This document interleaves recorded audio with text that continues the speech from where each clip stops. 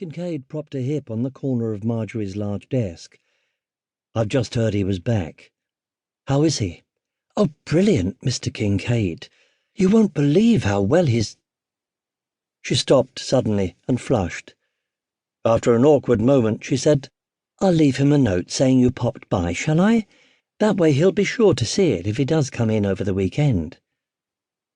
Kincaid knew when he had been dismissed, and he could hardly storm the door. "Thanks," he said, standing and forcing a smile. "Best wishes to your daughter, and give the chief superintendent my best."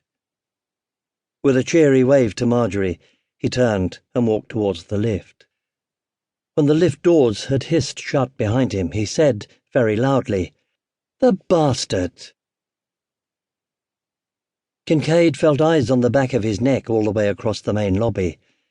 He told himself that it was daft, that no one had any interest in him, but he couldn't shake it. The uneasiness that had begun with the Henley case and his subsequent reassignment had turned into something more the night Ryan Marsh died.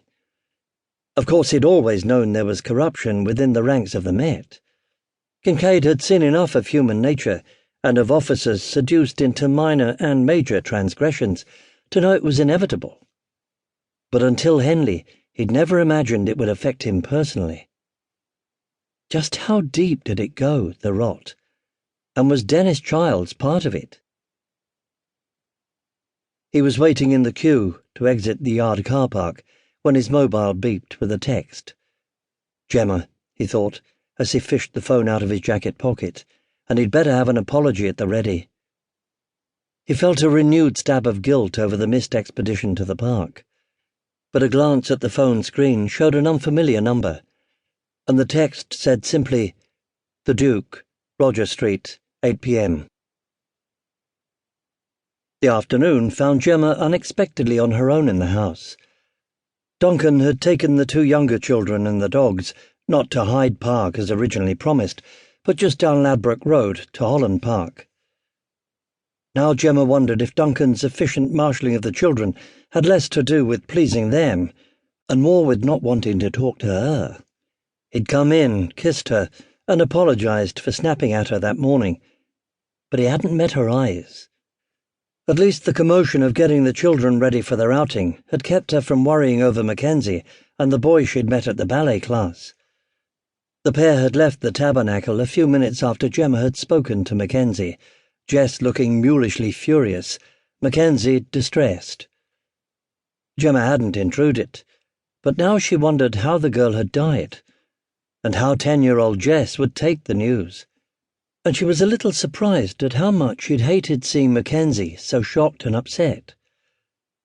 Searching for a distraction, she sat down at her dusty piano and tried a tentative chord. The sound seemed unexpectedly loud in the quiet house, but she felt herself relaxing as the reverberation died away. Encouraged, she began to play, haltingly, working the stiffness from her fingers. After a while, she thought only of the progression of notes, and without the dogs to bark, it took her a moment to recognize the chime of the doorbell. Pushing back the piano bench, she hurried to the door and opened it. Mackenzie stood on the porch, looking unusually dishevelled. "I hope you don't mind," she said. "I thought I'd stop in before I went home."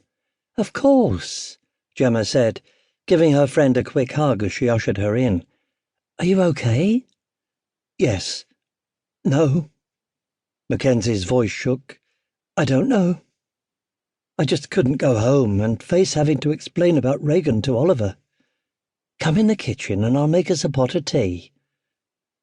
Mackenzie followed her obediently, but as Gemma reached for the kettle, she said, "Anything stronger on offer? That bad?" Gemma turned to study her. Mackenzie wore one of her trademark ollie-printed skirts and a crisp white blouse, but she looked thoroughly wilted.